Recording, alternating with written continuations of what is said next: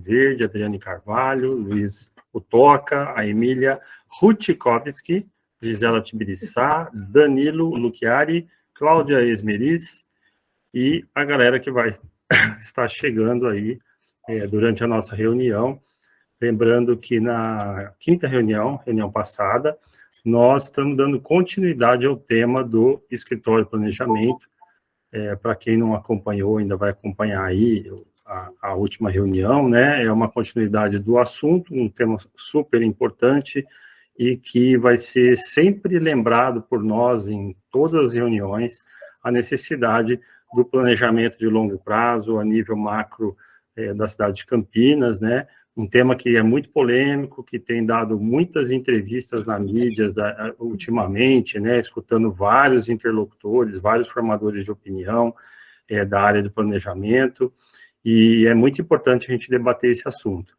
Na oportunidade anterior, o João Verde ficou de fazer uma apresentação da linha do tempo aí, do escritório de Curitiba, do IPUC, e acabou não dando tempo, então hoje eu já passo a palavra ao João Verde para dar continuidade à apresentação, e depois, essa tocinha que não me abandona nunca, nós damos, então, espaço para que todos nós possamos fazer as observações, perguntas e falar sobre o tema. Tá bom, pessoal?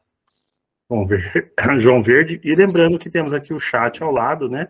Que a gente pode ir colocando em tempo real aí nossos comentários, nossas observações. Então, quem está aqui online vai estar acompanhando o que está rolando no chat. E depois, no final da apresentação, a gente entra nos temas aí. Obrigado, com você, João. Tá bom, boa tarde a todos. Hoje, então, eu vou fazer um histórico aí sobre Curitiba, né, e sobre o IPUC. Essa apresentação aí faz parte de um curso que eu dou na PUC.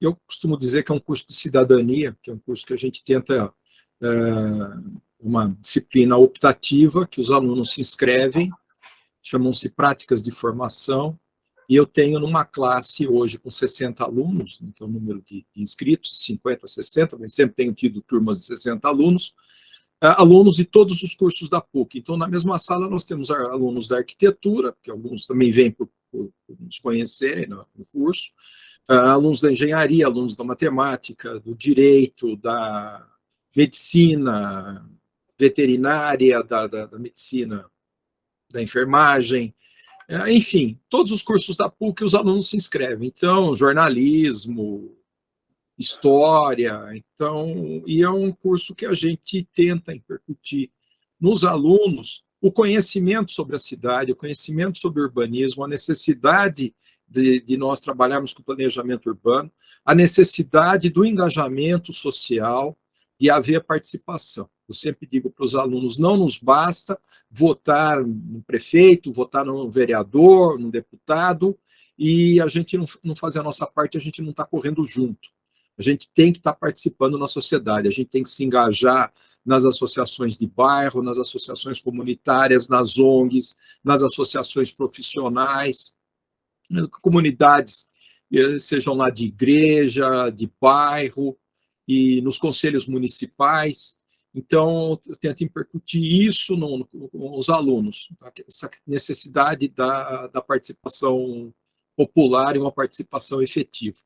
Então, o curso é dado nessa função, a gente dá vários exemplos de planejamento no mundo, e Curitiba é um ícone do Brasil e para o mundo em termos de planejamento urbano. Então, eu vou compartilhar a tela aqui.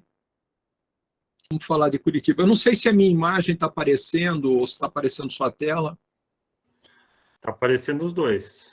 Tá, tudo bem. É que eu vou ter que pôr a câmera um pouquinho mais de lado aqui, senão também não vou ler tudo. Tá? Então, vamos lá. Curitiba, capital do estado do Paraná. O nome Curitiba vem do Guarani, que significa pinheiro, e Tiba, Curi, né? Curi significa pinheiro, viu, Alain? Curi significa pinheiro. E Tiba significa abundante, muitas, ou bosque, bosque de pinheiros, né? Então, portanto, o nome deve-se à grande quantidade de araucárias, ou pinheiro do Paraná, símbolo da cidade e símbolo do estado do Paraná.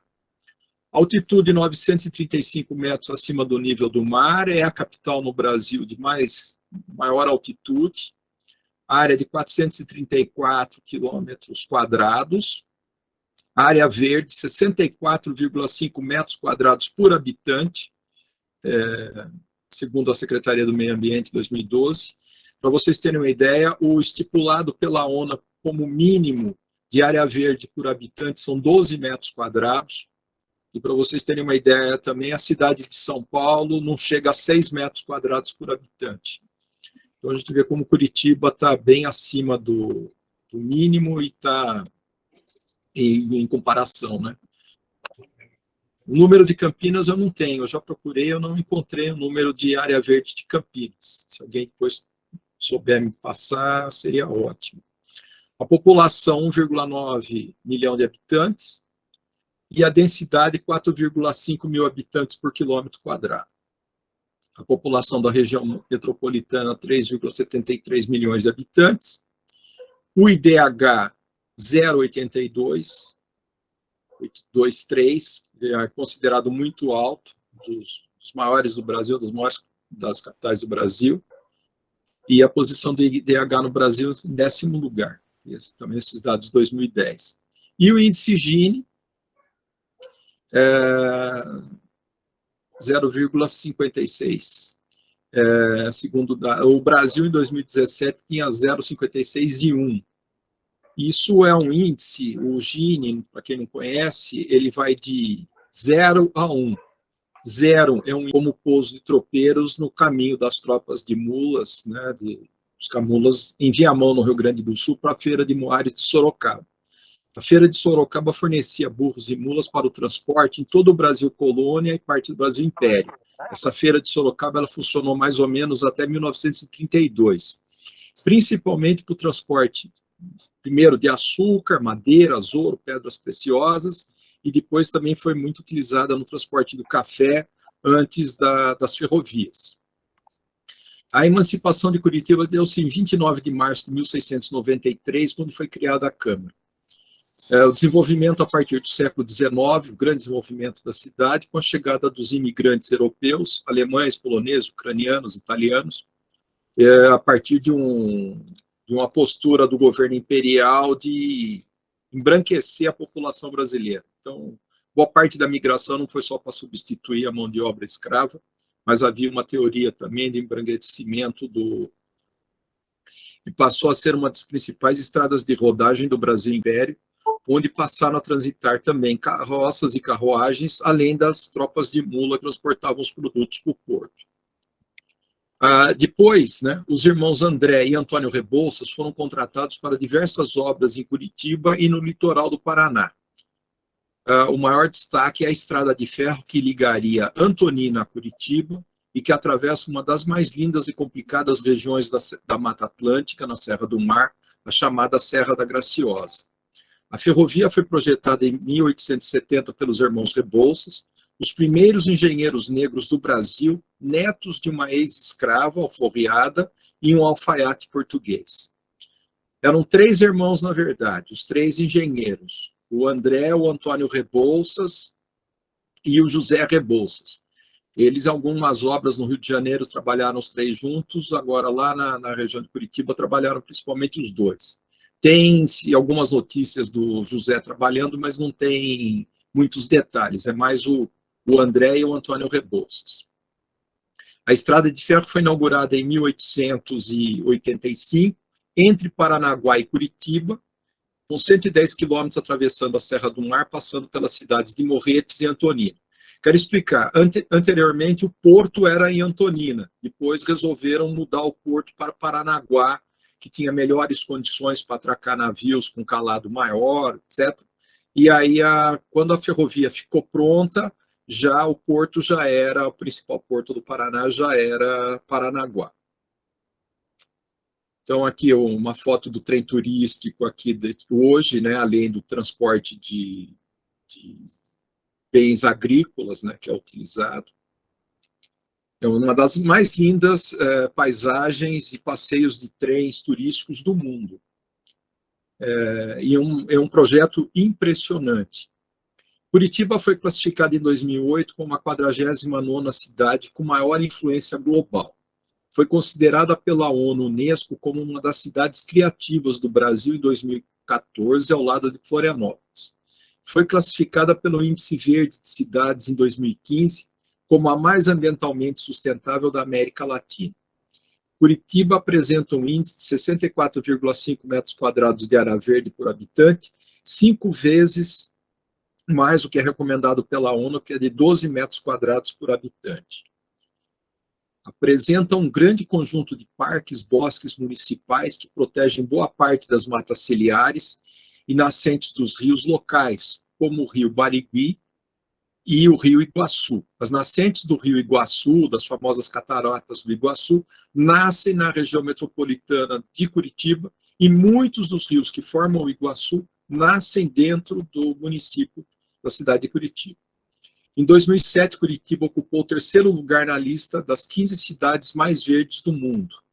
Segundo a revista Forbes, em 2009, Curitiba foi citada como a 3ª cidade mais sagaz do mundo, que considera esperta a cidade que se preocupa de forma conjunta em ser ecologicamente sustentável, com qualidade de vida, planejamento urbano, boa infraestrutura e dinamismo econômico. Foto aqui do Museu Oscar Niemeyer, tem homenagem a Curitiba, estou usando a camiseta lá do museu. Dentre os bosques e parques, Curitiba conta com cerca de 30 áreas verdes. Essas são as maiores áreas verdes, nós não estamos contando praça, estamos contando os bosques e parques. O Jardim Botânico de Curitiba, um dos principais. É muito interessante o projeto do Jardim Botânico de Curitiba, pois envolveu toda a sociedade. Os canteiros dos jardins, na época, foram divididos para as escolas de Curitiba, principalmente as escolas infantis, né? E cada escola ficou responsável por um trecho. Então, foram dadas aulas para as crianças, para plantio das mudas. Havia um grupinho de teatro, que era a Família Folha, que ia nas escolas ensinar, falar da importância das áreas verdes, importância do Jardim Botânico, e depois esses canteiros foram plantados pelas crianças, aí entre 92 e 94. Então, muitos dos casais que hoje estão levando os filhos, já de uns anos para cá, para visitar o parque, vão mostrar para os seus filhos que eles fizeram parte do plantio desse parque. Isso é um trabalho de acolhimento enorme da população de Curitiba. O Parque Tanguá, que era uma pedreira abandonada e um lixão da cidade, foi feito esse magnífico parque. A história formal do planejamento urbano de Curitiba começa em 1941 com o Plano de Desenvolvimento de Curitiba, mais conhecido como Plano Agache, elaborado pela equipe técnica do arquiteto francês Alfred Agache, que foi aprovado em outubro de 1943, época em que Curitiba tinha 140 mil habitantes. Segundo a pesquisadora Janelise Dioc, o Plano Agache construiu possíveis soluções acerca daquilo que seriam os 3 principais problemas da cidade na época: o saneamento, o congestionamento e a necessidade de órgãos funcionais. O Plano Agache definiu a abertura de grandes avenidas radiais e circulares, com calçadas largas, recuos obrigatórios de 5 metros. Instituiu o primeiro zoneamento da cidade, definindo áreas específicas, como o centro histórico, o centro cívico para os prédios públicos, áreas industriais próximas à estação ferroviária e áreas habitacionais e comerciais específicas. O Plano Agache foi conhecido na época como Plano das Avenidas, mas propôs também a cidade universitária, onde foi construído em 1961 o Centro Politécnico, um dos campos da Universidade Federal do Paraná. Aqui um esquema do Plano Agache, né? Então, o Plano Agache determinou um sistema de avenidas radiais para o deslocamento rápido para os limites da cidade, a ligação com as estradas de rodagem, juntamente com o sistema de anéis e vias circulares, a partir de um anel central e progressivamente outros anéis, fazendo as ligações entre os bairros. O Parque Barigui, inaugurado em 1972, era um dos parques propostos pelo plano. O Plano Agache orientou o planejamento de Curitiba até 1959, quando foi criado o Departamento de Urbanismo da Prefeitura e, posteriormente, a autarquia URBS, Companhia de Urbanização e Saneamento de Curitiba. A população da cidade em 1960 chegou a 344 mil habitantes, o que determinou a necessidade da elaboração de um novo plano, ou como se discutia na época, a reformulação do Plano Agache. A população urbana crescia com o deslocamento de famílias da zona rural para a cidade. Quero lembrar o seguinte, que hoje no Brasil, praticamente 85% da população vivem nas cidades. E na década de 50, década de 40 e 50, eram menos de 50% a população que vivia nas cidades. Era em torno de 55% viviam no campo, 45% viviam nas cidades. E em praticamente 60 anos, isso se transformou completamente.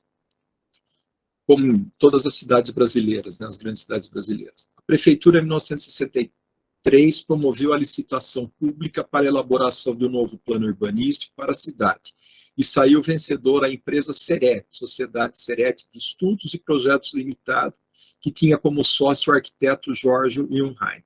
Jorge Junheim e sua empresa SERET de São Paulo assinaram o Plano Preliminar de Urbanismo, que foi apresentado em 1965 e é considerado o grande responsável pelas transformações e inovações que apresentou Curitiba ao urbanismo internacional. O plano de Junheim propunha o formato de planejamento contínuo e sustentável, conceito que ainda não era utilizado e tampouco tinha sua conotação verde. De acordo com Junheim, a proposta era inovadora, pois deixava de considerar o urbanismo como mero desenho urbano acompanhado de uma legislação impositiva. Quer dizer, isso que eles propuseram em 1960, nós ainda estamos vivendo hoje nas grandes cidades brasileiras. Vou falar aqui de Campinas. O arquiteto também afirmou que foi fundamental para o sucesso do plano diretor, que foi aprovado no ano seguinte, a criação de um grupo local de acompanhamento capaz de tornar-se um núcleo permanente de planejamento local, que mais tarde foi transformado no Instituto de Pesquisa e Planejamento de Curitiba, o IPUC, instituição com 57 anos de existência. Em 1965 foi apresentado o plano preliminar e em 1966 foi aprovado o plano diretor, onde a cidade passou a contar com seu primeiro plano de desenvolvimento integrado no tripé formado pelo transporte, sistema viário e uso do solo. O que hoje nós chamamos, né, como está no plano diretor de Campinas, né, do DOT, do desenvolvimento orientado pelo transporte. O grupo de acompanhamento proposto por Junheim foi composto por alguns dos nomes como Luiz Forte Neto, que inclusive o grupo começou a se reunir no escritório do Luiz Forte, Tucília Aríquio, Francisca Reinschmitter, que inclusive foi uma engenheira, foi uma das primeiras diretoras do IPUC, e responsável pelo projeto do Jardim Botânico. Inclusive, a escultura que tem lá amanhã é em sua homenagem, ela faleceu em 1989 de câncer. O Jaime Lerner, o Domingos Bongenstarms, que é o autor da Ópera de Arame e autor da Universidade do Meio Ambiente, entre mais alguns outros projetos que ele fez, e entre muitos outros funcionários do Departamento de Urbanismo da Prefeitura. Este grupo de acompanhamento é que deu origem ao IPUC. O plano diretor disciplinou a zona central, instituiu áreas de expansão urbana e a delimitação de um cinturão verde de contorno, onde estão preservadas as nascentes do Rio Iguaçu e do Rio Barigui. Introduziu um conceito de transporte integrado, o RIT, né, que é a Rede Integrada de Transporte de Curitiba, pelas canaletas de ônibus, o conceito de linhas-tronco e linhas alimentadoras, as estações de transferência e os terminais de integração. As estações são chamadas estações tubo. Disciplinou todo o transporte público e particular na cidade de Curitiba, região metropolitana, e é exemplo para o mundo, onde mais de 270 cidades incorporam hoje os chamados sistemas de BRT, ou ônibus de trânsito rápido. Em 1965, foi criado o IPUC, Instituto de Pesquisa e Planejamento Urbano de Curitiba, e em 66 foi aprovado o Plano Diretor. Aqui a planta do zoneamento de 1966, a gente percebe, então, esse cinturão verde que foi criado para cuidar de área rural e das áreas verdes do entorno de Curitiba, por causa das nascentes dos rios. Em 1970 a 80, acontece a implantação do plano diretor e a cidade passa por grandes transformações físicas, econômicas, culturais e ambientais. Quero salientar que houve uma resistência muito grande da população por conta das aberturas das avenidas, das canaletas de ônibus, muita demolição que foi feita na cidade para abertura para as interligações, muitas obras que complicaram muito o trânsito nos primeiros anos, mas depois, quando a população começou a ver o sistema funcionando, a população acabou abraçando as ideias e acabou concordando que aquelas obras eram, de fato, necessárias. O arquiteto urbanista Jaime Lerner fez parte da equipe do IPUC desde o início e foi seu presidente de 1968 a 69, e prefeito de Curitiba por 3 mandatos, de 71 a 74, de 79 a 83, de 89 a 93.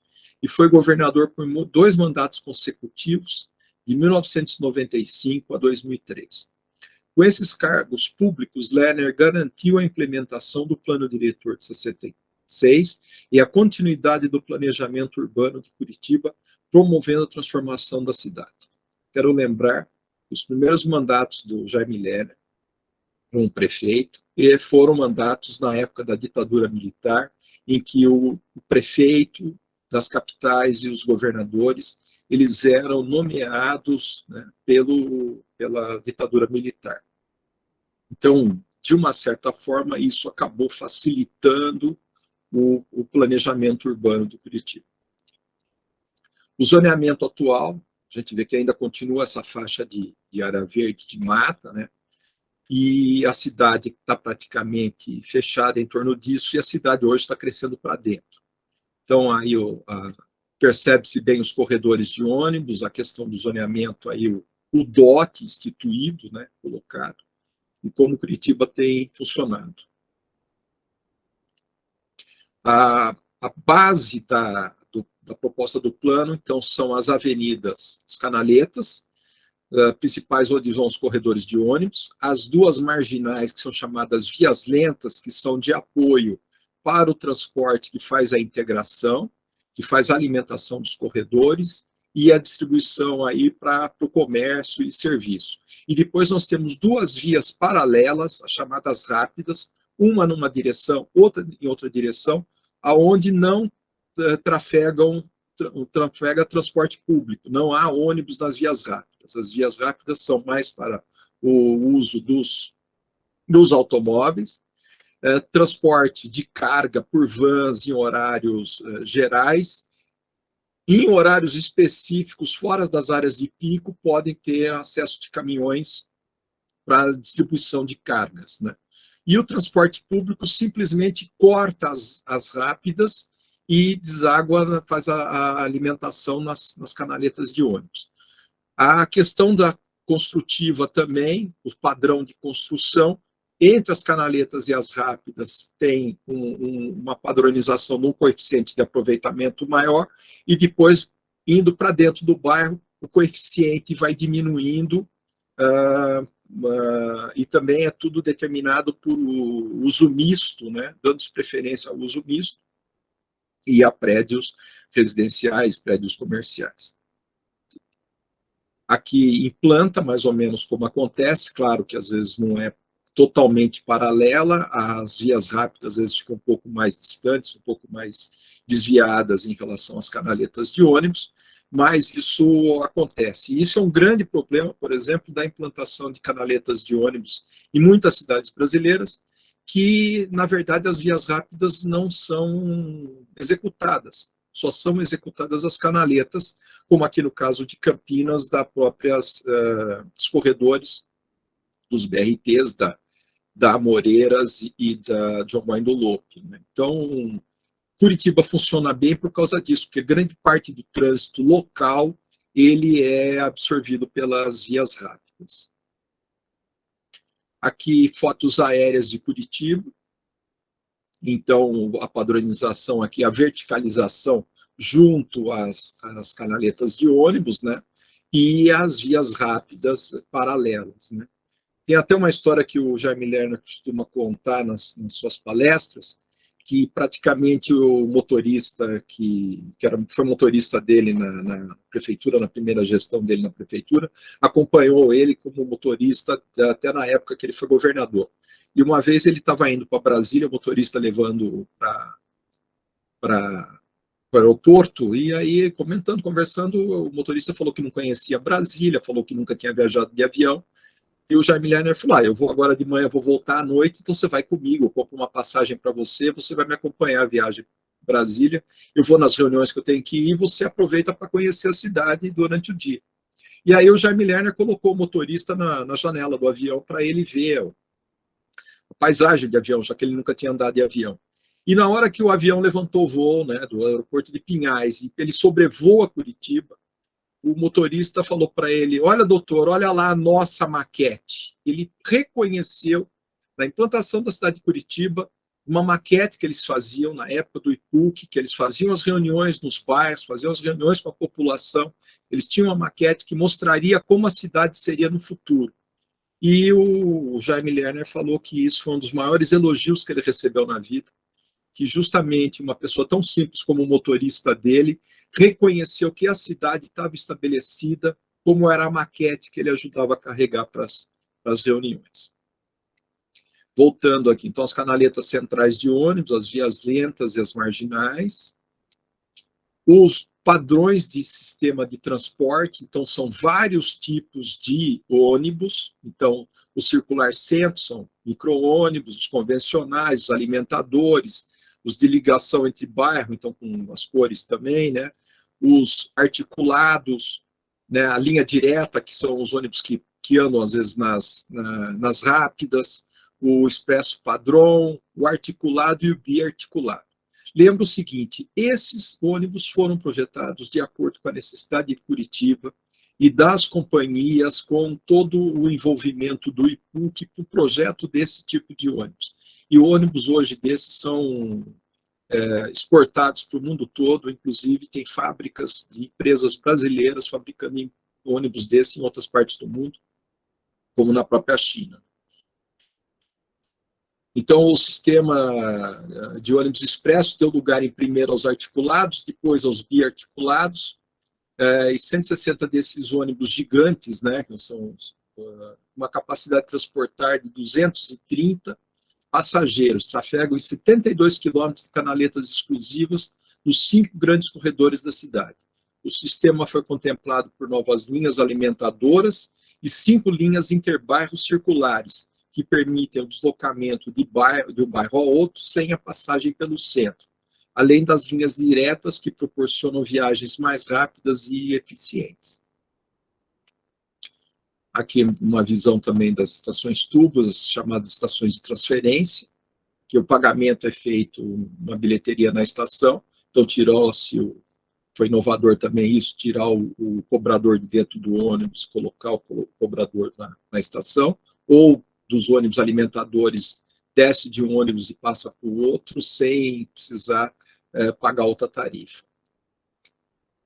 A planta aqui, da questão da distribuição de terminais, né, a integração do uso do solo ao sistema viário, configurando uma cidade com crescimento linear, ampla acessibilidade com o pagamento de uma única tarifa, prioridade do transporte coletivo sobre o individual, a característica tronco alimentador, os terminais de integração fechados, 83 quilômetros de canaletas, vias ou faixas exclusivas, caracterizando os corredores de transporte, os terminais fora dos eixos principais que ampliam a integração e a utilização do RIT pelo sistema metropolitano. Então, as cidades da região metropolitana estão integradas, alguns desses corredores saem de Curitiba, entram nas cidades da região metropolitana, e o sistema de pagamento é o único, tanto para a cidade de Curitiba como nas cidades do entorno.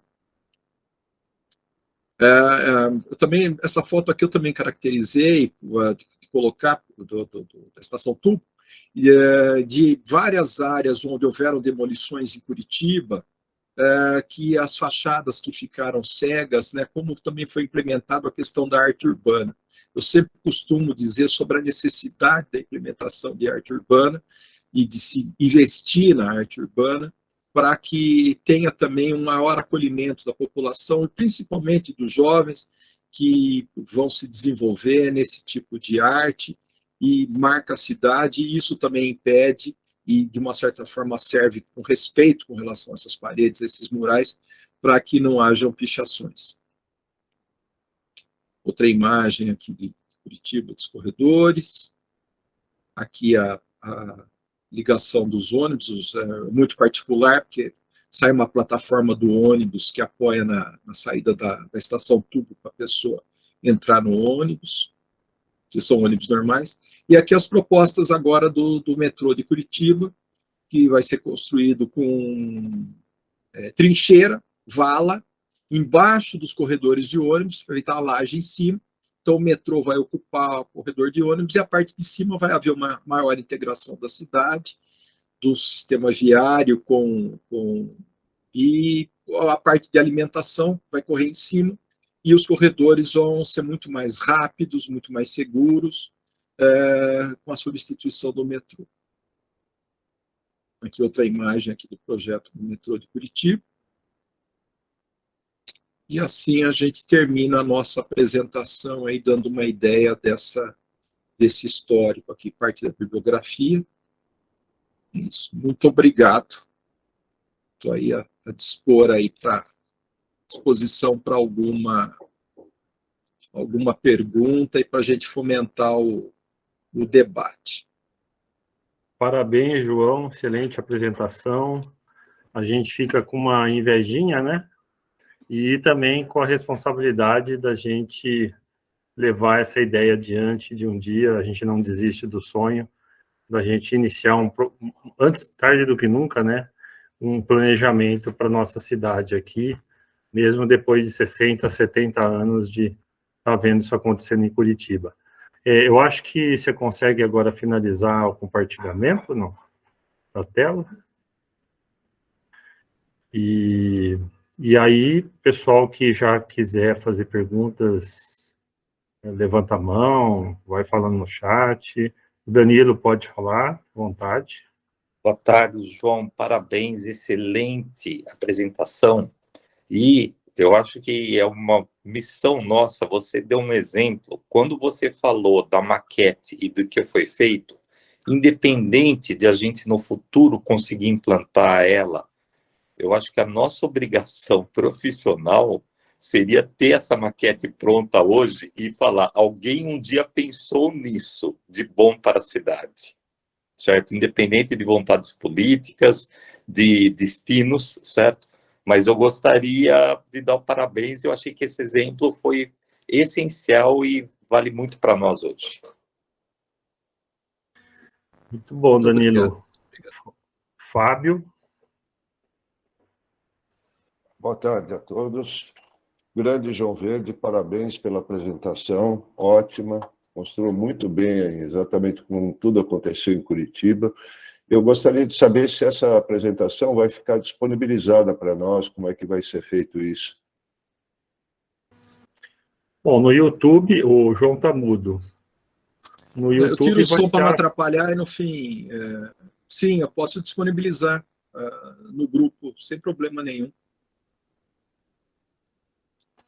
É isso que eu ia falar. No YouTube vai estar gravado, né? A gente vai disponibilizar provavelmente amanhã, porque quando o Alan finaliza aqui, leva algumas horas aí para ele mandar o vídeo baixado, o link, que acho que tem a renderização lá do aplicativo. Depois a gente vai trabalhar esse vídeo para subir para o YouTube, Então, pode ser que ainda no final da noite, ou mais tardar amanhã cedo, o vídeo está disponibilizado no site do YouTube da Frente Parlamentar, e aí o João vai disponibilizar a apresentação do PowerPoint, a gente compartilha aí no Zap, no grupo da Frente Parlamentar também, né?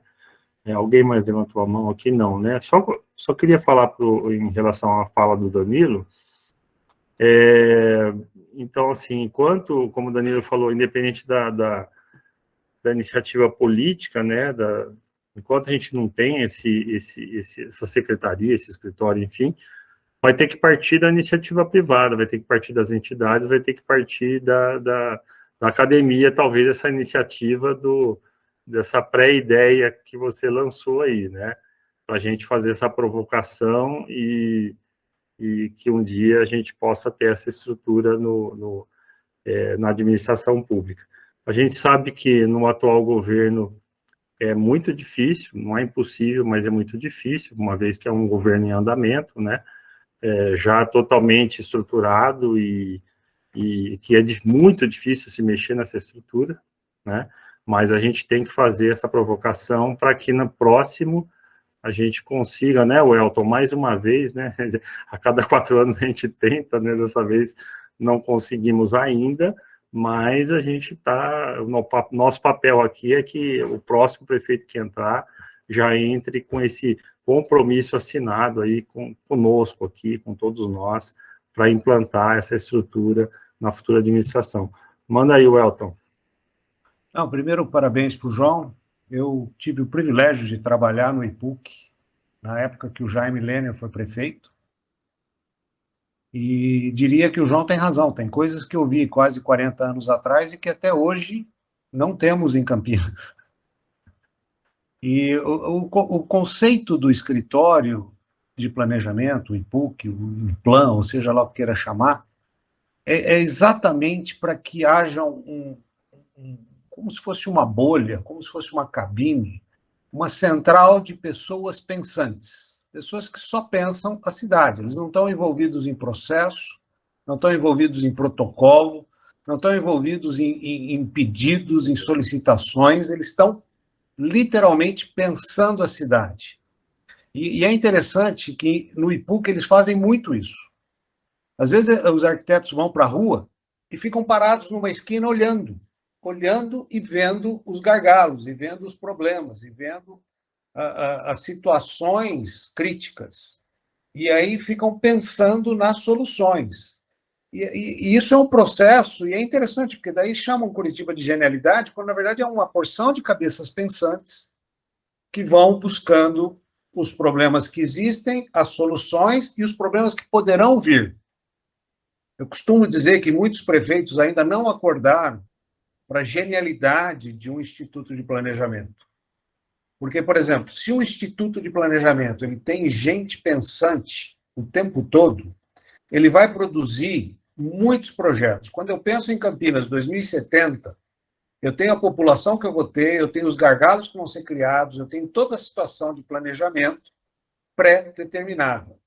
Então, se eu preciso de obra de arte, viaduto, duplicação, acesso, mobilidade, eu posso desenvolver 100 projetos. E é um fato curioso, quando as pessoas vão pedir verba para o governo do estado ou verba para o governo federal, sabe qual é o maior problema de 99% das cidades? Falta de projeto. Quando fizeram aqui o VLT, não existia projeto, existia uma construtora, Mendes Júnior, que tinha uma verba fenomenal e que queria investir em Campinas por interesses escusos particulares e de uso dessa verba. Campinas não tinha projeto, pegou o antigo ramal ferroviário e inventou um projeto do nada, a lugar nenhum, para não perder essa verba. Isso é a realidade de uma porção de cidades. Agora, imagina se eu tenho aí um governo estadual, um governo federal com uma verba lá, designada de 50 milhões. Aí o prefeito chega no instituto e fala assim, o que vocês têm de 50 milhões? Ó, prefeito, nós temos aqui 5 projetos. O senhor escolhe o que politicamente melhor lhe convém. Mas na dúvida, prefeito, leva esses aqui de 25, porque vai que o senhor vai ter que dividir essa verba com outro município. Então o senhor já tem um de 25, Então não perde a verba e já leva um projeto menor.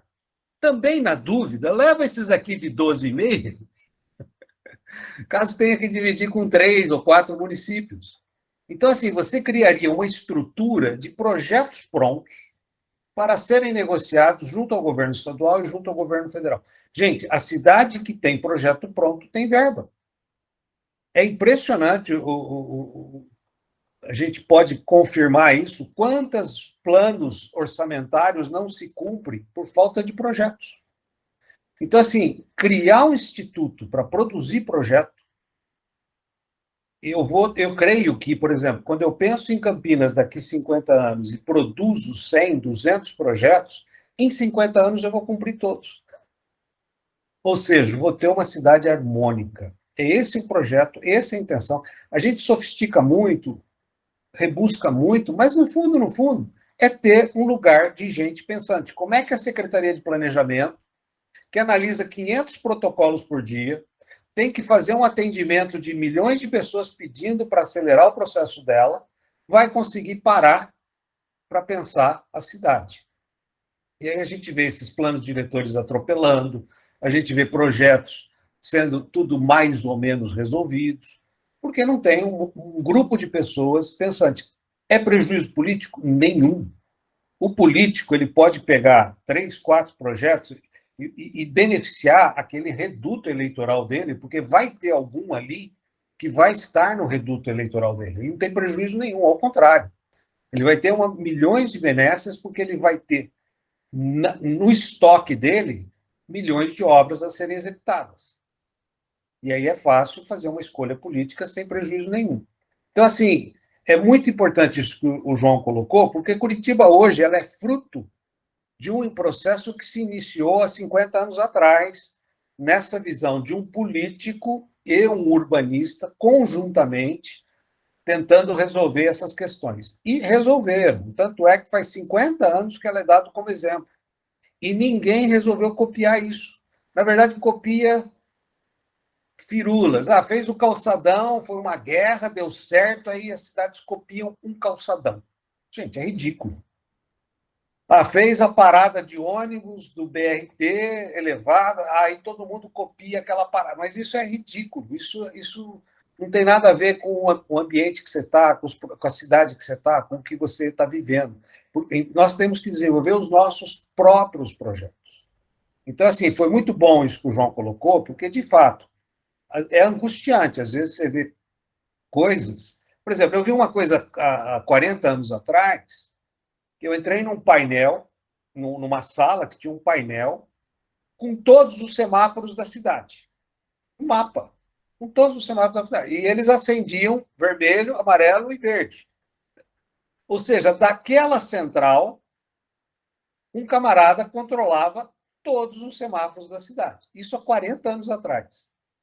Aí o cara do amarelinho, ele via um congestionamento, ele ligava na central e avisava que no cruzamento tal estava havendo um congestionamento.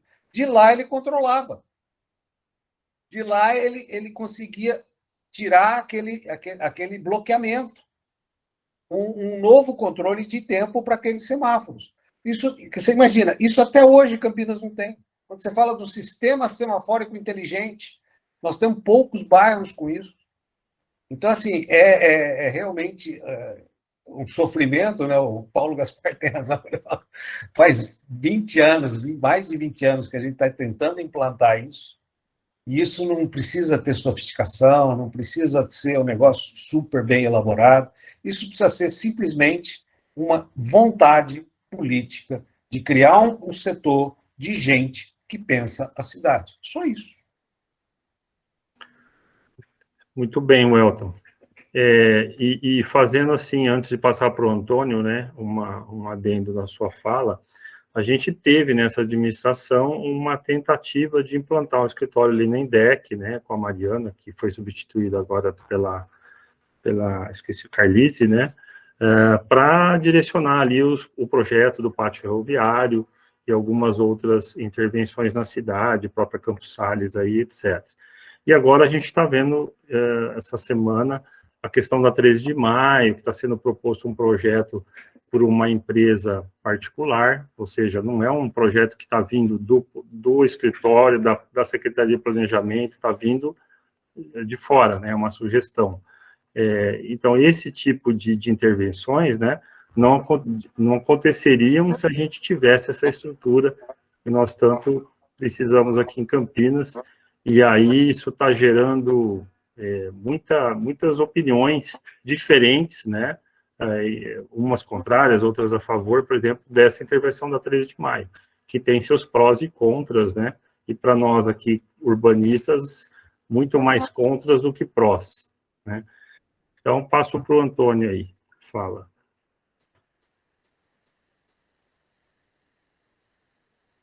Antônio? Antônio levantou a mão? Não. Baixou de novo? Acho que ele deve ter saído aí. Eu gostaria, então, de ouvir aí a opinião de vocês em relação a esses projetos pontuais que estão acontecendo meritoriamente, com a intenção política de fazer a requalificação do centro, mas ainda enquanto a gente não tem, por exemplo, a lei do retrofit, que é para vir, o Antônio não levantou a mão, a lei que a gente sabe que está em andamento lá na Secretaria de Planejamento, etc., para vir nessa questão do reforço da requalificação do centro, né? Enquanto a gente não tem esse tipo de legislação, incentivo, fomento, a gente está vendo esses projetos pontuais aí, acontecendo na cidade. E eu gostaria de ouvir de vocês aí, de alguns de vocês, como é que vocês estão vendo essas ações pontuais. João Verde. Eu levantei a mão faz tempo, aí desde que o Elton estava falando, aí você não Eu percebeu. não vi sua mãozinha aqui na... Não, é a mão física ou a mão do... Não, eu levantei a mão, bati a mãozinha aqui, eu tava com a mão... Não apareceu. Na minha tela não tem a mãozinha, viu? Na minha tá aparecendo a mãozinha, tá aparecendo da Vanderlice, tá aparecendo da Emília. Agora eu vi, Toca. João. Falha minha aqui, desculpe, hein? Agora que eu vi. Bom, não, eu só queria falar em função da... Até dar uma...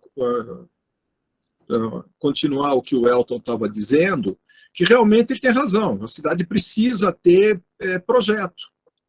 Aqui em Campinas, não, a gente tem um exemplo que quando o Hélio foi prefeito, veio uma verba do governo federal, do Lula, e foi aquele Deus nos acuda que não tinha projeto. De repente, eles descobriram que tinha um projeto da rodoviária.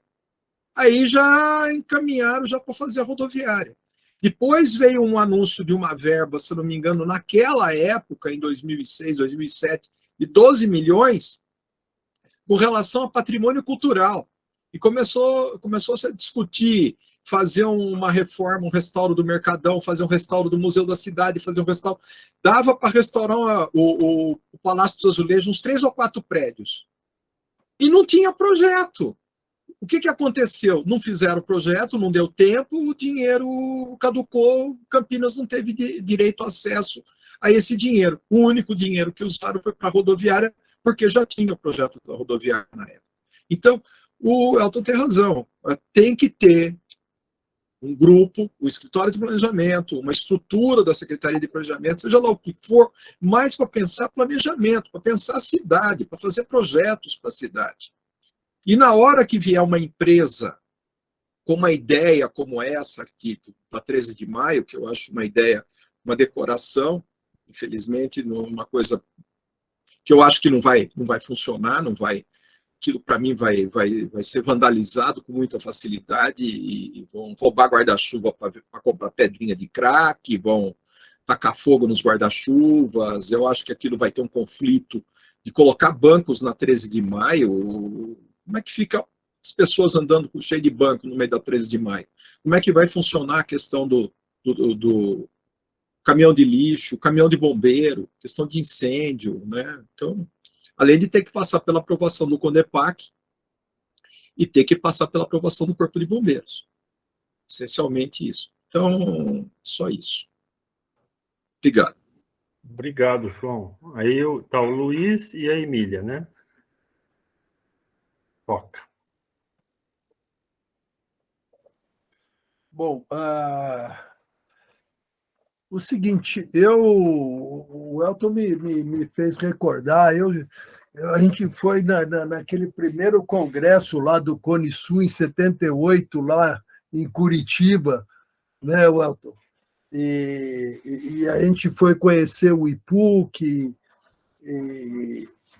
então, eu relembrando aqui um monte de histórias, eu lembro que a gente, quando criou o Grupo Febre Amarela, uma das intenções do grupo do Febre Amarela era exatamente a criação de um espaço de discussão sobre a cidade. Então, a gente já estava, de uma certa forma, também com essa visão do olhar da cidade, como acontecia em Campinas naquela época. Naquela época também existia a gente chamava, eu, o Toninho e o grupo, o Cláudio Bittencourt, o nosso grupo, a gente discutia, ia conversar com as sociedades Amigos da Cidade, que era o pessoal que se reunia na Guardinha, que eles faziam uma reunião semanal exatamente nesse conceito que o Elton lembrou muito bem, e é muito rico isso, e realmente tem que ter isso. Com todas as divergências políticas que nós temos, eu acho esse espaço rico no sentido de que nós estamos conseguindo exatamente conversar sobre a cidade. Eu acho que faz tempo que a gente não tinha uma conversa sobre a cidade com a amplitude que a gente pode ter. Mas não adianta muita coisa quando a gente fala sobre a criação do escritório. O Fábio lembrou bem, e eu lembro do Toninho também discutindo a criação, e ele deu essa atribuição para o Araquém de criar o escritório da cidade, esse escritório também com essa tentativa de discutir a cidade, ou seja, uma coisa paralela para ficar pensando constantemente sobre a cidade. Agora, a gente também não pode esquecer de uma outra coisa que eu trabalhei tanto na iniciativa privada quanto no setor público. Eu posso dizer que eu tenho uma visão bem complexa dos dois lados.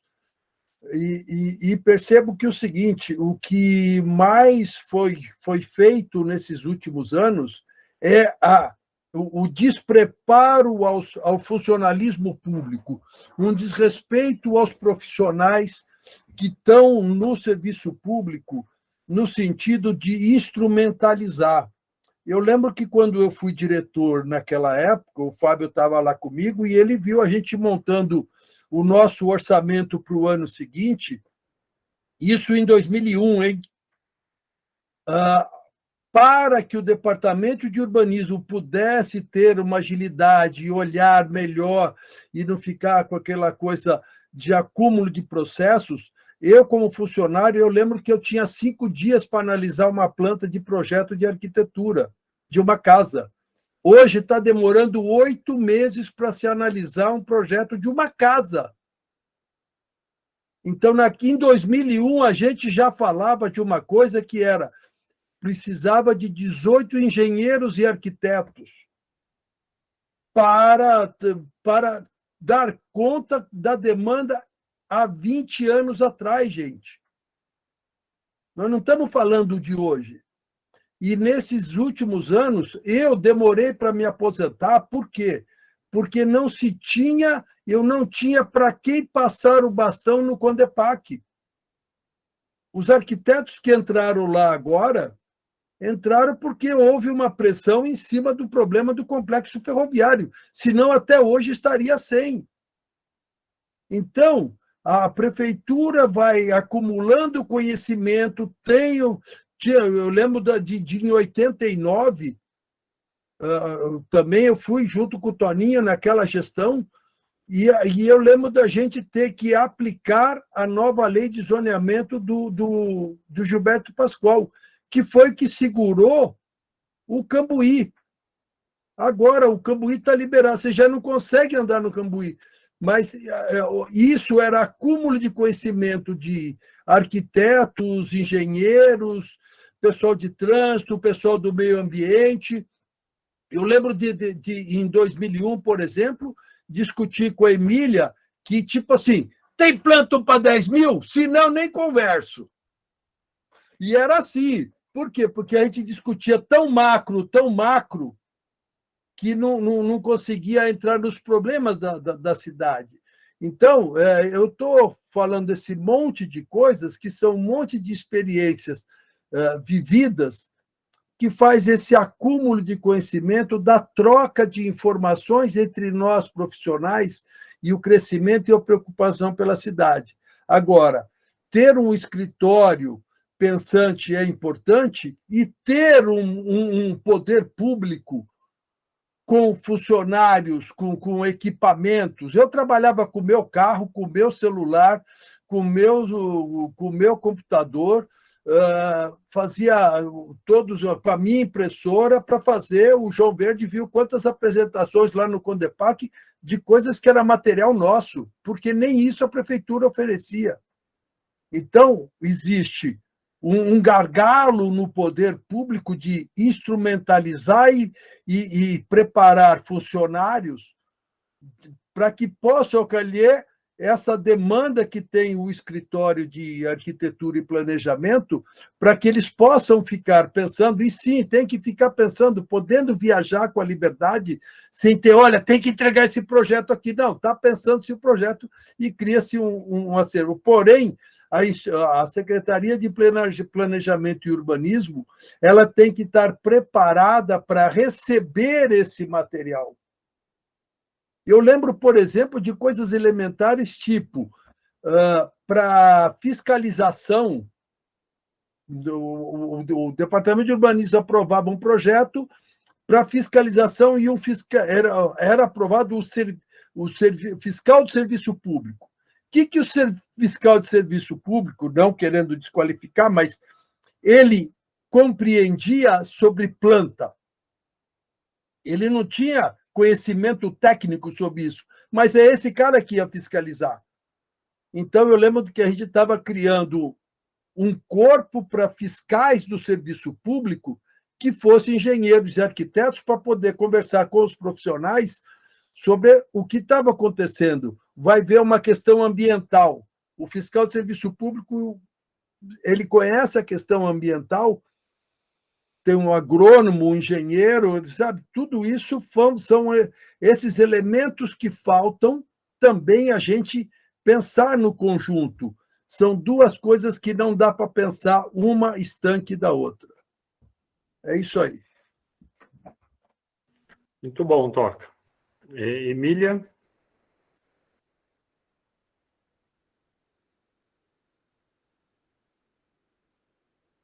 Desculpa, estava... Eu acho que eu vou começar por onde o Toca parou, eu acho que é super importante.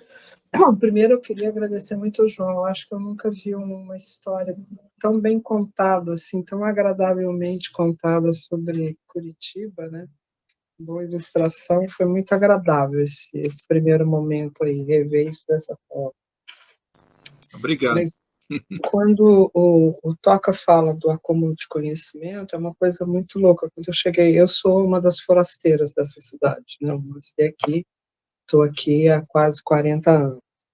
E me impressiona muito a quantidade de profissionais com os quais eu convivi em N momentos. Eu comecei a conviver mais com a prefeitura durante a lei orgânica, por conta do capítulo de meio ambiente da nossa lei orgânica em Campinas, o quanto que tinha pessoas super qualificadas e como que a prefeitura perde a memória dos seus funcionários, porque ela não cria uma memória própria, né?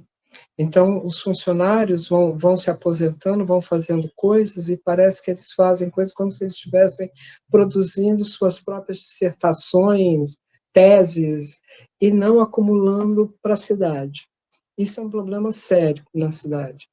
E eu acho que não é só o Instituto que vai resolver isso, há uma organização, uma estrutura institucional da prefeitura, essa estrutura de caixinhas, que aí divide, porque vai dividir, porque tem que sentar a gente, porque a gente tem que ter carro, que só piora a coisa, né? Então, acho que eu acredito que sim, a gente tem essa imagem de que eu acho que também a gente precisa muito colocar o IPUR no contexto em que ele acontece, na cidade que ele acontece, que é Curitiba, naquele momento é uma cidade periférica ao poder completamente, e o que o Jaime Lerner está fazendo com o que os dois arquitetos estão fazendo naquele momento é tentar inserir Curitiba nesse processo do segundo PND de urbanização, para que ela se torne, né, uma cidade urbana e pujante, ela tem condições de fazer isso. Eu me lembro que quando eu estava no colégio, né, quando a gente foi estudar o Paraná, a professora falou: o Paraná tem 3 coisas: porcos poloneses, né, e era porco polonês e alguma outra coisa que eu não estou me lembrando agora, que era meio absurdo falar disso de um estado, mas só falou porque meu pai era polonês, então ela achou que devia dizer: olha, você está fora do seu estado, porque todo mundo mora lá, né? Mas, enfim, acho que pensar no Instituto sem pensar essa estrutura institucional da prefeitura como um todo, a gente vai ter uma coisa paralela e vai acontecer uma INDEC nova, uma IMA nova, né? Que fica essas brotoejas na prefeitura e depois os prefeitos tentando enfiar isso na estrutura que funcionou. Então, há que se mudar o processo histórico, né? A forma como se lida. Os funcionários da prefeitura não são patrimoniados, cadeiras e mesas. São seres pensantes super bem formados. A cidade tem uma coisa incrível, que é essa formação maravilhosa, e depois, pessoas como o Toca, que se aposenta, ele carrega tudo que ele fez com ele, porque onde que ele vai deixar isso? Né? Não tem aonde deixar, não tem essa proposta. Então, o IPUR também pode virar uma coisa desse tipo. É bom também lembrar que, na época do Toninho, o Instituto, quem viria ser o grande ser pensante desse Instituto era o Milton Santos, né?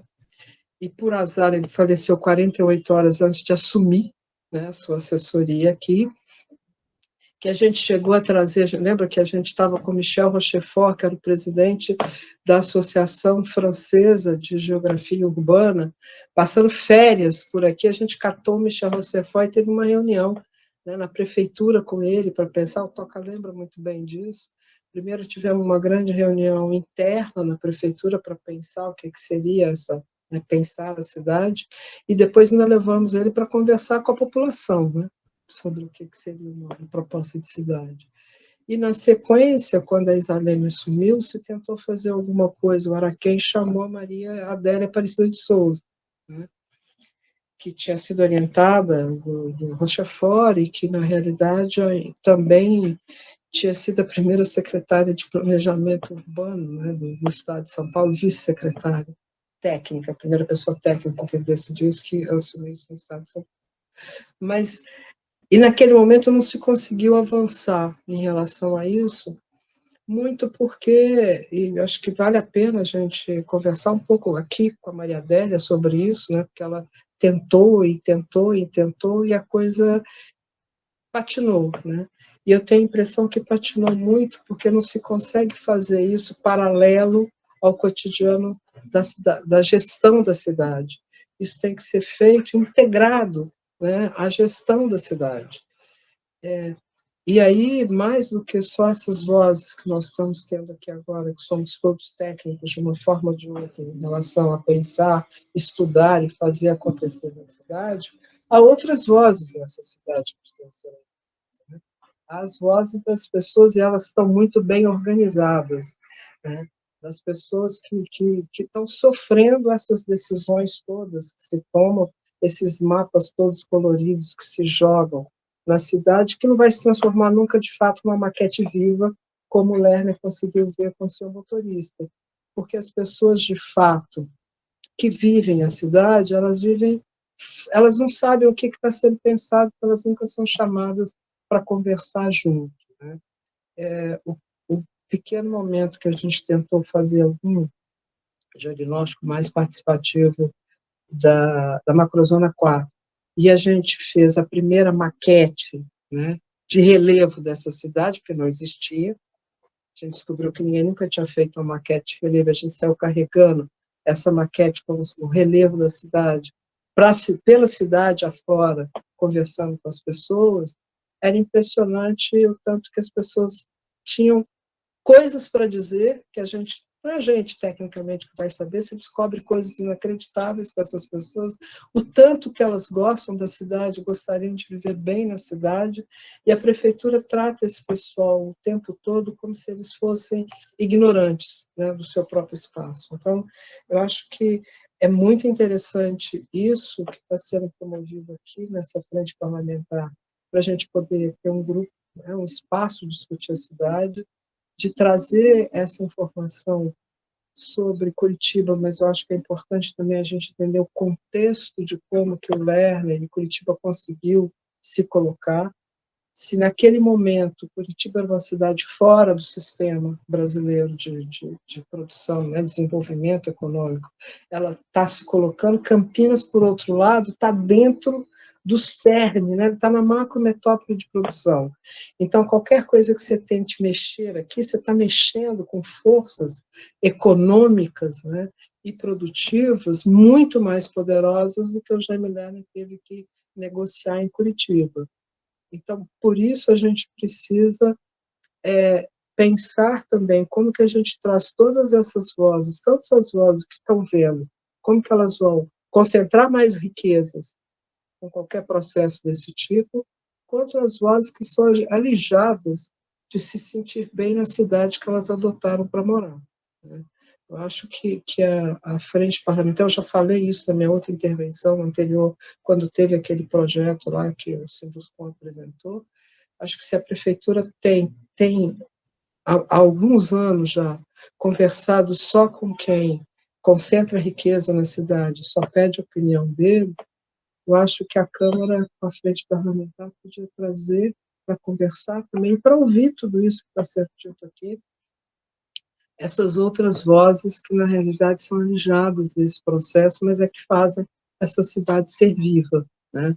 Porque esses projetos que ficam pingando eternamente nessa cidade é um negócio muito absurdo, né? A história de que a gente tinha uma proposta de rodoviário, o Toca lembra muito bem disso, o Fábio também, porque a gente estava no mesmo governo, né? Que não era um projeto de rodoviária, tinha um pré-estudo que tinha milhões de pessoas naquele momento parado, pensando o que a gente ia fazer com aquele espaço da ferroviária, né? O que seria essa estação cultura? O que seria o museu da cidade, logo ali do lado da Estação Cultura, que desapareceu aquele museu maravilhoso. A gente estava juntando coisas incríveis. O João mesmo cedeu maquetes lindíssimas de prédios para colocar lá, que também onde é que elas foram parar, né?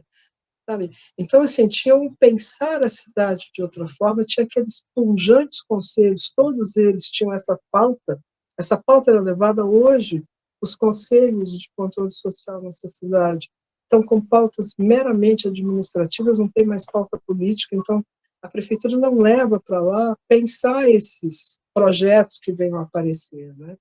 Acho que desde o Hélio, porque teve esse momento, né, Toninho, Isalene, de coisa conversar mais com a cidade, o que era o orçamento participativo, né, que era um espaço não de ficar definindo quanto de dinheiro que cada pedacinho da cidade vai ganhar, mas como que politicamente, né, essa cidade poderia se beneficiar. Como que o Cambuí, de repente, podia cedeu recursos para outras áreas na cidade, porque isso faria uma cidade melhor, né? Então, o OP teve esse momento que também já não tem mais. E acho que isso é super importante, porque hoje os conselhos eles estão com pautas muito administrativas e não mais com pautas políticas, e Conselho de Controle Social é de pauta política, não é administrativa. A administração, a execução é feita pela estrutura da prefeitura. Essa relação com esse quadro técnico super capacitado que a prefeitura simplesmente faz dele um tarefeiro. É um negócio muito esquisito isso. Assim, o que tem de doutores na prefeitura de Campinas é um negócio inacreditável. Quantas prefeituras tem tanto doutor? Por número de técnicos de cada área. Lembro quando a gente entrou, a menina que que trabalhava com drenagem. Só tinha uma engenheira de drenagem na prefeitura de Campinas, cidade com 1 milhão de habitantes, cheia de problema de enchente, e ela começou a ficar desesperada, falou, não, gente, eu fiz mestrado, doutorado, especialização, porque eu nunca tive serviço, de repente vocês não param de me dar serviço. Né? Então, isso é uma coisa muito maluca. Então, assim, eu acho ótimo que tenha começado pensando pelo escritório, mas tem um contexto diferente que a gente vive em Campinas em relação ao que foi Curitiba.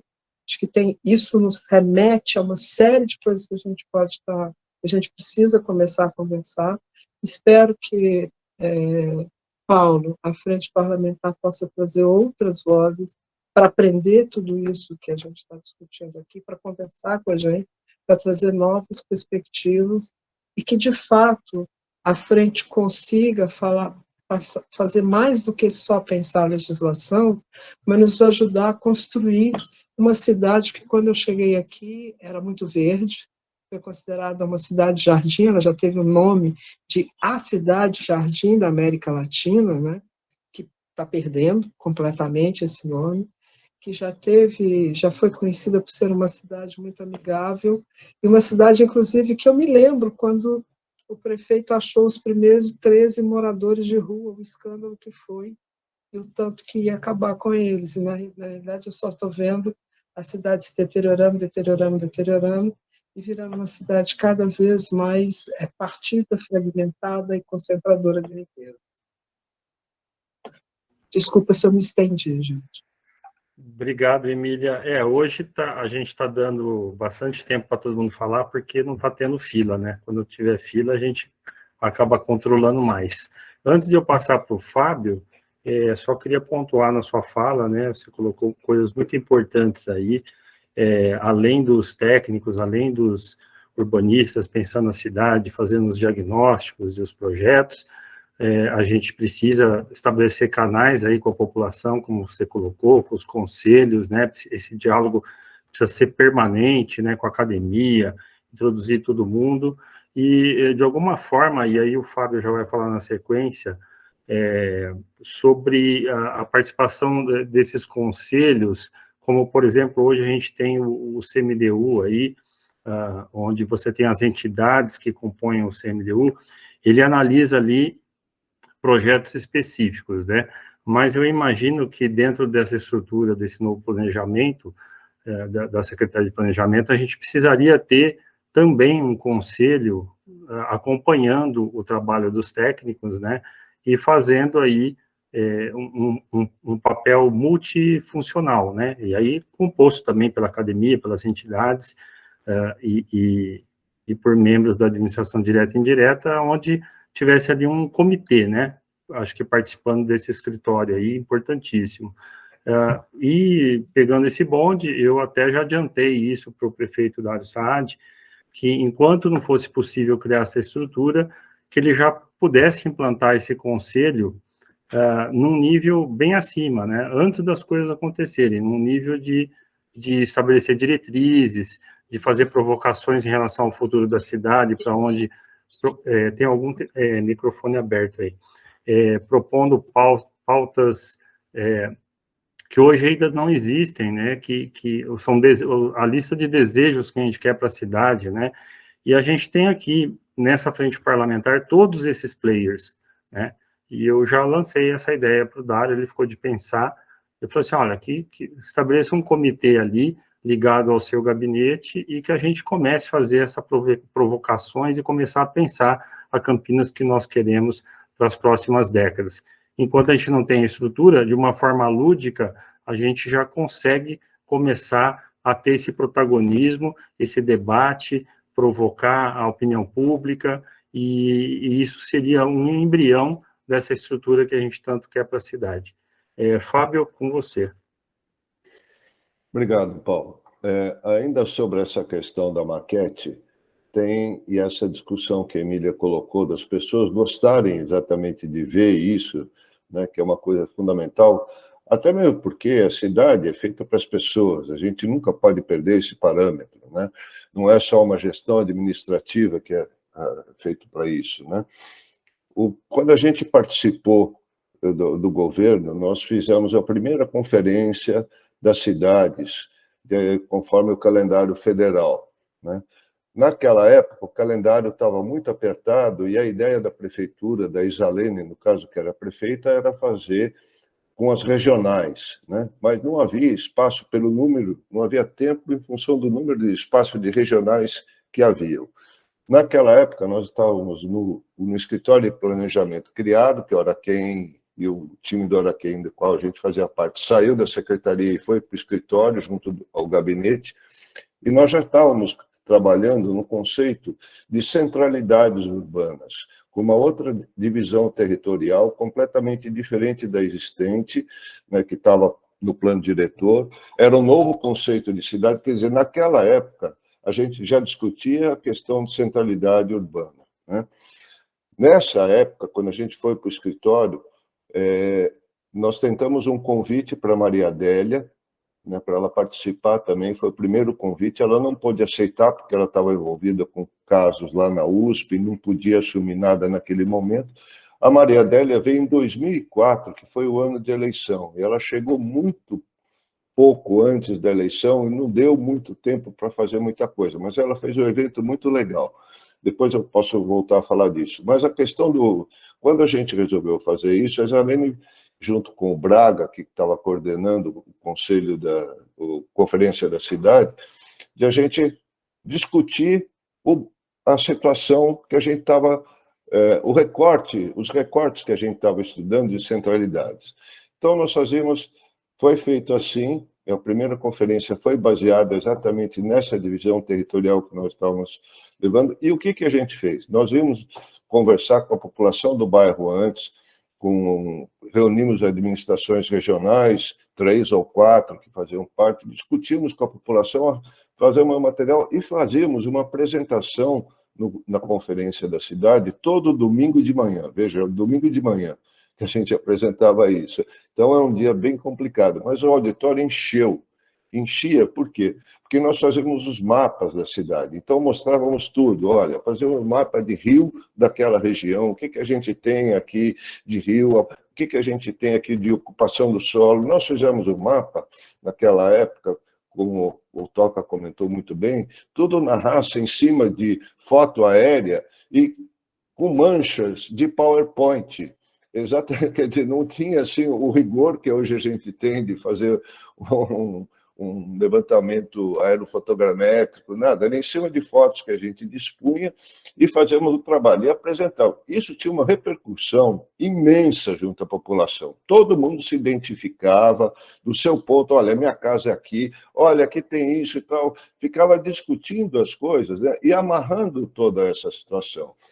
Nós fomos uma vez numa escola que a gente conversou antes, e no dia da apresentação, eu não me lembro em qual local foi, mas nós reunimos dessa escola e tal, e as professoras participaram dessa reunião prévia. Depois nós fomos apresentar no domingo. Quando a gente chegou no domingo, nós falamos da centralidade, das coisas, tinha uma maquete feita pelos alunos da escola, uma escola pública municipal, mostrando, olha, aqui tem o hospital, aqui tem a escola, aqui tem o prédio de apartamentos onde as pessoas vão morar, aqui tem a farmácia, aqui tem a padaria. Os alunos fizeram maquetes com caixa de sapato, com qualquer coisa, mas fizeram uma representação exatamente pensando sobre o exercício de pensar a cidade, né? E fizeram ali um espaço para eles, né? Os próprios alunos, isso são assim, alunos que não eram pré-adolescentes, assim, eles, aliás, eram pré-adolescentes, né? Então, é muito interessante você perceber como as pessoas realmente são fáceis de ser envolvidas nessa questão da discussão da cidade, né? Então, colocavam a praça, fizeram um campinho de futebol, ali você começa a entender praticamente uma coisa bem singela, mas você percebe que tem isso, né? Isso é uma coisa que está faltando muito. A administração pública, ela é totalmente fragmentada, ela é muito difícil de conseguir. Os interesses econômicos ainda permeiam o top, né, das coisas, tanto é que até existe um grande obstáculo para isso ser criado em Campinas, porque isso vai tirar uma força questão exatamente do escritório de planejamento, porque isso, de uma certa forma, tira o interesse político do prefeito em negociar as coisas. Isso é uma coisa que é muito complicado de a gente lidar no aspecto político. Quer dizer, Campinas é uma metrópole, é uma baita cidade, mas ainda tem uma estrutura e uma mentalidade de uma cidade provinciana. Nós não temos gestão na cidade, não é feita uma gestão na cidade, né? É muito difícil. Por exemplo, não se fala nada sobre o aeroporto de Viracopos, que tem uma baita importância nisso. Campinas praticamente dá as costas para o aeroporto, né? O aeroporto não faz parte da cidade, faz mais parte de Indaiatuba do que de Campinas, né? Quer dizer, uma coisa completamente absurda. E é dentro do... Exatamente porque nós temos o aeroporto, que Campinas é uma metrópole, né? E faz parte de um eixo de metrópole internacional que reúne Campinas até o Porto de Santos, passando por São Paulo, né? Quer dizer, é um eixo que não dá para a gente desprezar, né? E Campinas dá as costas para o aeroporto, praticamente, né? Não faz parte. Antes havia aquele programa de você ir no terraço, ver o avião partir, tomar um café de noite no aeroporto, que o aeroporto funcionava de noite. Hoje já não tem mais isso, né? Também. Então, se afastou. Então, essas coisas precisam, na verdade, ser resgatadas. Não adianta a gente querer convencer hoje que só a gente tendo legislação urbanística que nós temos um conceito de cidade. Eu acho que a legislação faz parte, é uma das ferramentas importantes dentro disso, né? Mas ter isso que o Elton falou, ter essa questão que também o Danilo levantou, que o Toca e que a Emília também falou, o João Verde, com a apresentação foi fantástico, que eu acho que a gente tem que exatamente começar a ter esse foco, né? O Elton também levantou essa questão do escritório muito bem, inclusive teve a oportunidade de participar, que são experiências assim fantásticas. Isso que o Paulo também, que vocês, eu não sei quem comentou, na época de Curitiba, acho que foi o João Verde na apresentação. Eu sei porque eu tenho família em Curitiba e quando começaram essa história de calçadão, arrebentar aquilo, demolir aquilo, o pessoal de Curitiba odiava, xingava o Jaime Lerner de tudo quanto era nome, porque estava mexendo nas... Hoje, ninguém tira mais essa ideia das pessoas, as pessoas não querem que mexa nisso, né? Então, é uma coisa assim que a gente tem muito a que enfrentar.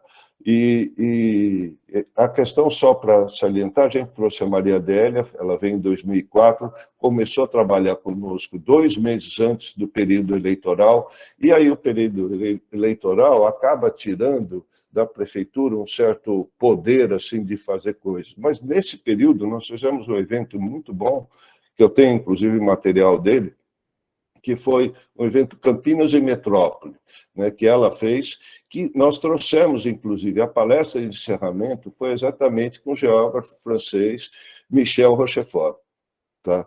Então, isso foi uma coisa muito legal que foi feita. Houve patrocínio, a prefeitura apenas disponibilizou os automóveis para ir buscar as pessoas, nós fizemos esse evento com patrocínio particular, de empresas privadas particular, tá, que aconteceu, e foi muito bom, né? Foi muito bom. Mas, assim, as coisas se perdem. Essa memória que a Emília comenta dos funcionários, os funcionários saem e a memória vai com eles, não fica mais nada. Quer dizer, a gente não tem...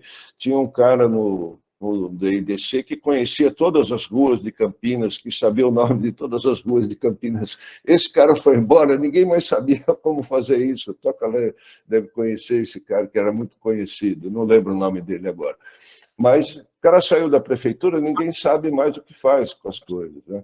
Então, isso é um abandono, assim, das coisas na prefeitura, exatamente porque é uma estrutura que vem se mantendo há muito tempo e que não dá mais conta de tomar conta exatamente da cidade, né? Há necessidade, sim, de uma grande reforma administrativa, um novo enfoque, um novo olhar sobre as coisas, para as coisas poderem andar, né? Era só isso.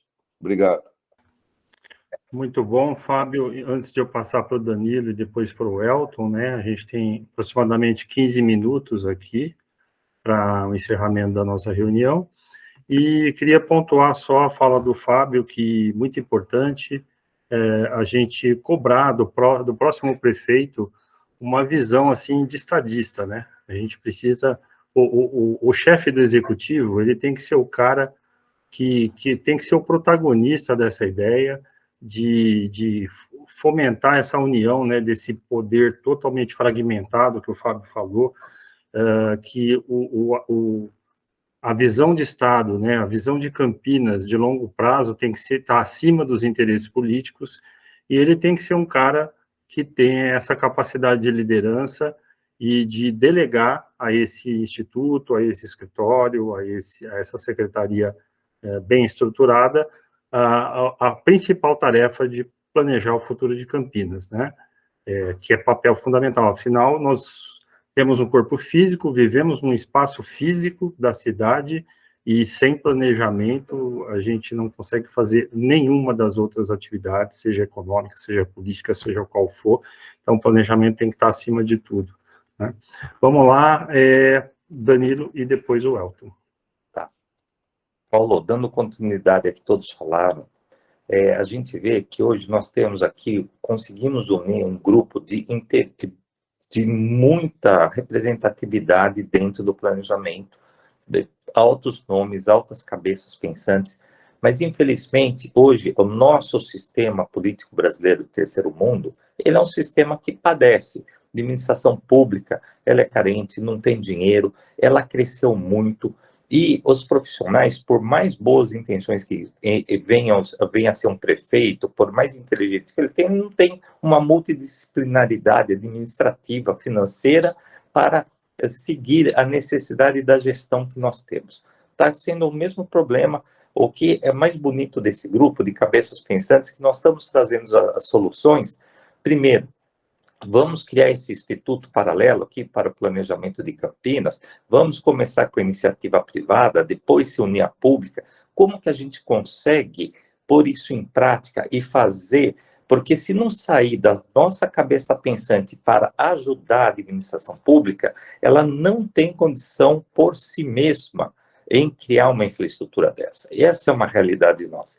Se a gente não participar diretamente, se a gente também pegar todas as entidades sociais, né, de classe representativa, se unir, falar, vamos fazer um esforço. O ano que vem, Campinas, 250 anos, tá? Eu acho que seria um presente para a gente dar para Campinas hoje.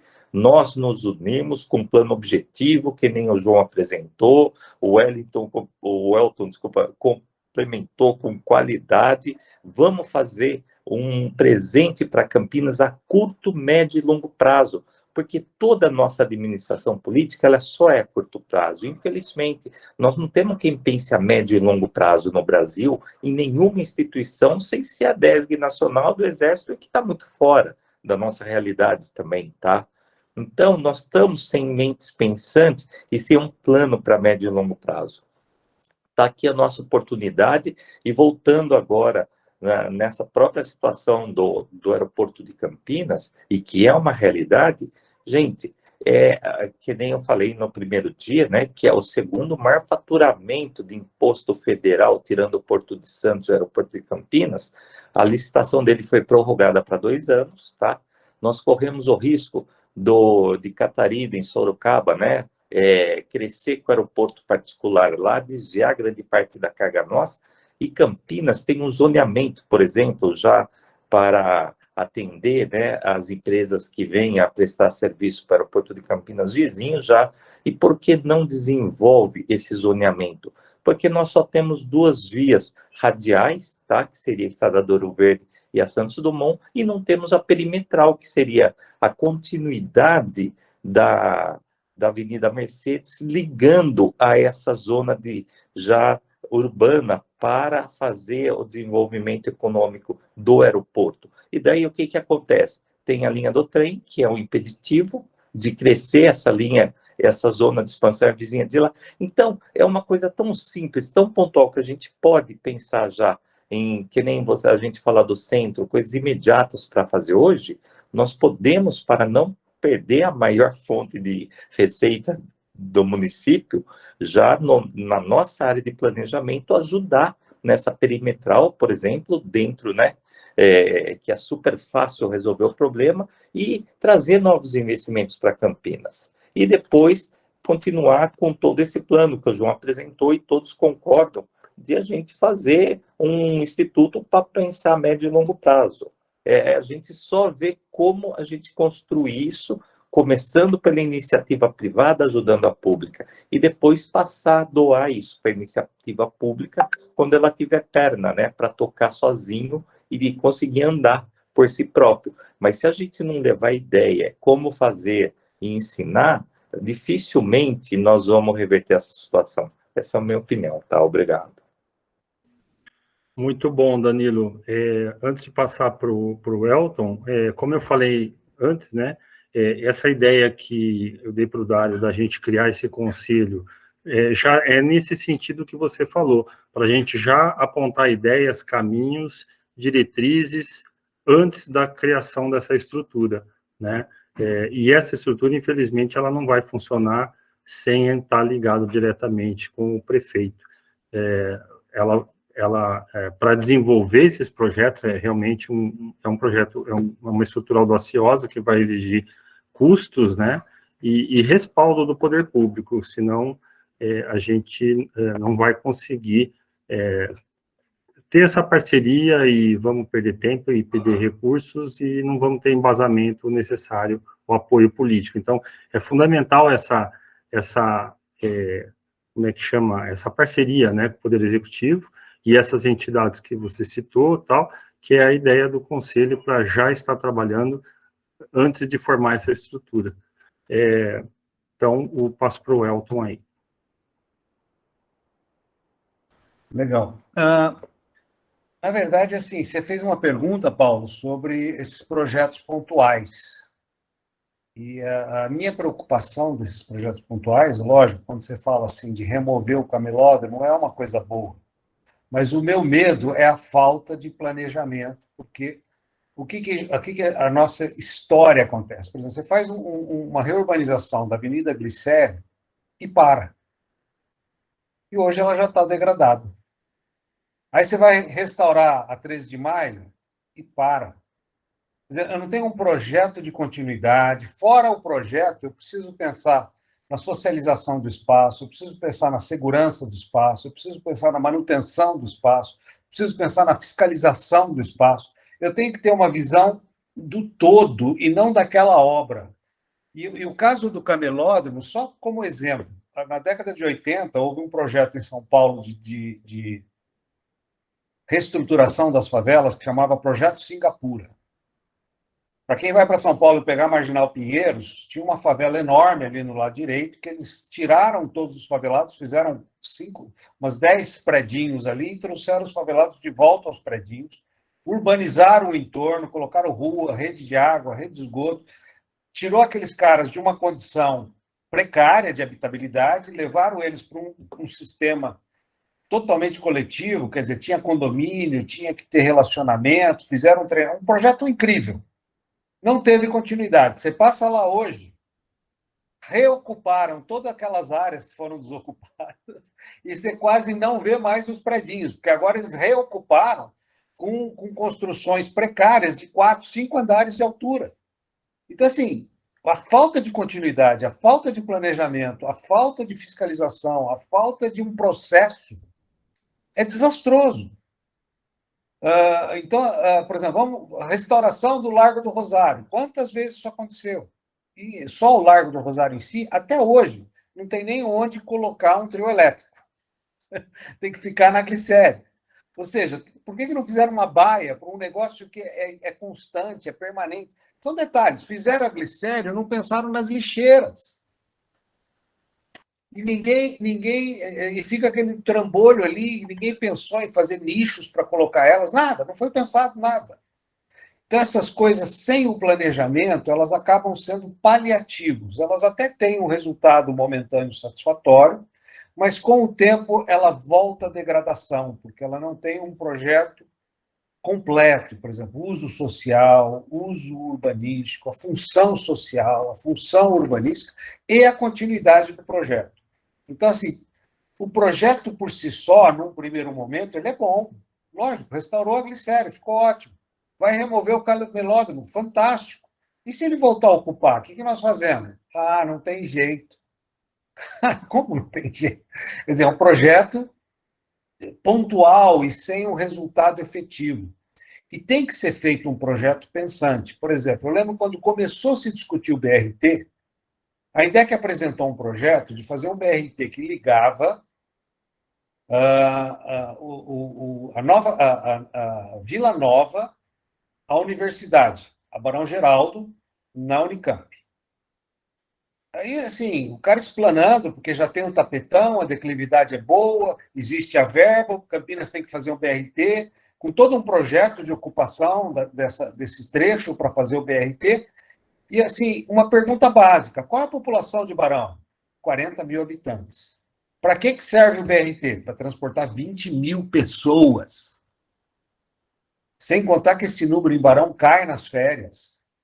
Fala, peraí, vocês estão tratando de um veículo de mobilidade para um volume de adensamento muito menor do que eu pensava. Quer dizer, então eu vou ficar obsoleto, nunca vou conseguir ter uma receita que suporte aquele investimento para a própria prefeitura manter. Aí, depois dessa conversa, a IDEC voltou atrás e começou a repensar outras alternativas. Graças a Deus, acabou saindo um lugar que liga uma grande massa de população ao centro, que eu creio, e que é resultado de um grande fluxo de gente, e que vai ter uma mobilidade muito boa nesse sentido.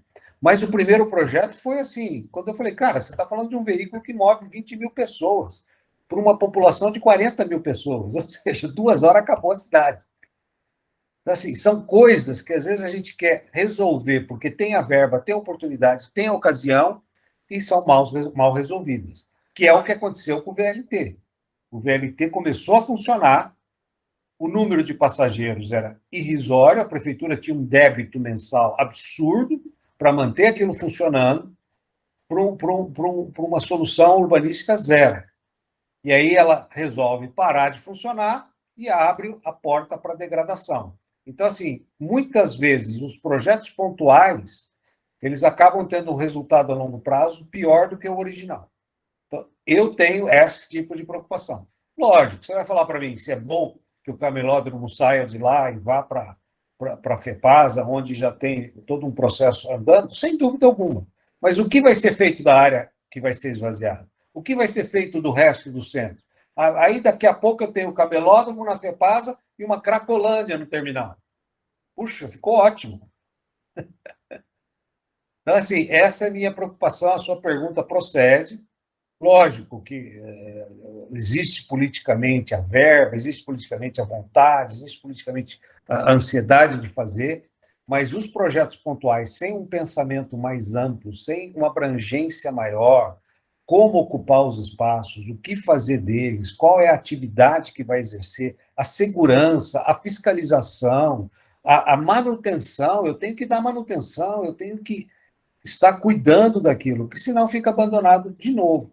E você pegar várias praças de Campinas que foram restauradas, já estão exatamente como era antes, estão pichadas de novo, estão abandonadas de novo, não adiantou nada o trabalho. Basicamente isso.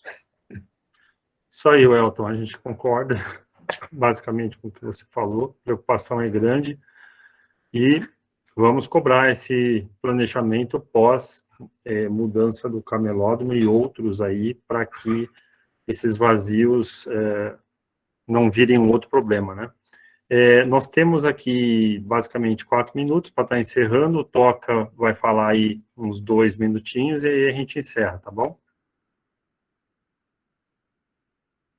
Bom, o seguinte, isso que o Elton coloca, eu queria amarrar com uma coisa que eu lembro na faculdade, em 79, a gente estudando planejamento urbano e a gente analisando o PPDI, o que acontece? A gente tem a turma dos catedráticos que estudam isso, pega um monte de dado, porém não consegue fazer a leitura real da população, coisa que o Fábio viveu com o negócio da maquete lá em Barão Geraldo. né? Quer dizer, quando mostra o lugar, o povo se identifica. Quando o Elton fala, tira daqui, vamos pôr para lá, então cria Cracolândia, monta, vamos fazer avenida, faz avenida. Mas quando a gente não faz este processo conectado com a população, fica complicado. Por que eu estou amarrando isso com 79? Em 79, a nossa tinha 2 classes de arquitetura que dava 150 alunos. Só 5 alunos que apontou o crescimento da cidade ao contrário do que o PPDI indicava na época. O PPDI indicava que ia crescer para onde? Para a Zona Leste, porque tinha água, tinha habitação, tinha sistema viário, tinha tudo isso. Porém, a turma só esqueceu de analisar uma coisa. Para onde o povo vai? O povo vai para onde ele pode comprar. Então, simplesmente, o povo foi lá para a região do Campo Grande. Foi para o lado oposto da cidade. Por quê? Porque naquela época só tinha loteamento, que é onde o Jardim Florence, Parque Rocim, toda essa região, era tudo o Dom Lopes, todo aquele eixo era o fim do mundo da cidade, e que os peçanhos lotearam aquilo lá e não tinha 67, 66 para que os caras tivessem que implantar o loteamento. Então, quando a gente faz isso desconectado com o povo, a gente sabe fazer a leitura dos meios, não, aqui vamos pôr uma avenida bonita. Põe a avenida bonita, mas o que a gente vai fazer com o povo?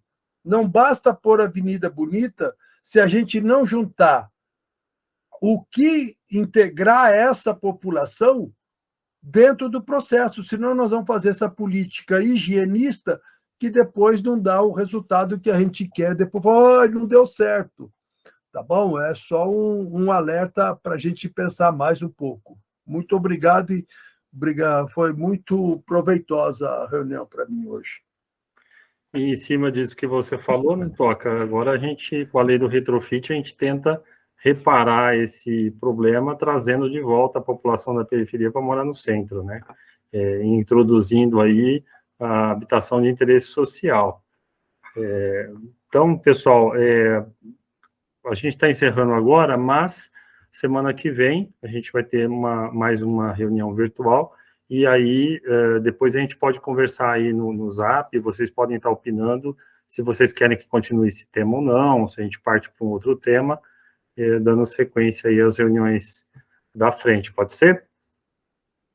Então, mais uma vez, João Verde, parabéns aí pela apresentação, o pessoal que chegou depois vai poder ver ou hoje à noite ou amanhã cedo o vídeo que a gente vai subir para o canal do YouTube, e parabéns para todos que participaram aqui, e até a próxima, pessoal.